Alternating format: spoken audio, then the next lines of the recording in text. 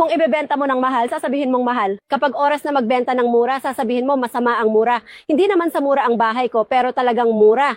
Dahil sa bahay ko ito pinoproduce at ibinebenta direkta sa bodega, kaya mabibili mo ito sa murang halaga. Karaniwan ang isang kaldero tulad nito, isang mini steamer. Kung bumili ka sa factory warehouse, ang presyo ay magiging mas mura. Hindi lang yan, may promo ngayon, may beauty shop voucher na idadagdag nyo. Sobrang cool.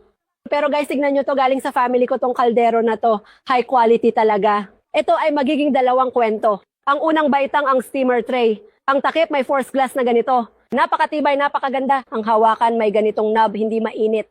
Hindi rin mainit ang dalawang panig nito. Ang ganda ng pepe plastic. Ito ang steamer tray. At itong palayok sa ibaba, magiging non-stick pot na ganito. Itong non-stick, size 18 ang sukat.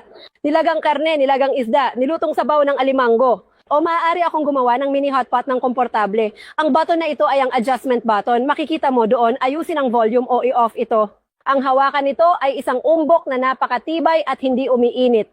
Gumagamit ito ng kuryente ng sambahayan, 220 volts na maginhawa. Bawat pamilya ay dapat magkaroon nito dahil mahusay ito para sa paglalaga ng karne.